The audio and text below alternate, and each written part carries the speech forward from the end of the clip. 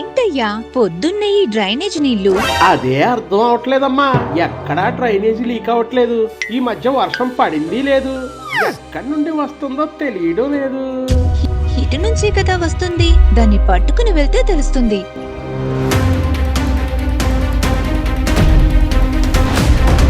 రండ్రా చూసుకుందాం లోకోడకల్లారా. రండ్రా చూసుకుందాం లంకోడకల్లారా. ఈ డ్రైన్స్ ని కంట్రోల్ చేయడం నా వల్ల కాదమ్మా.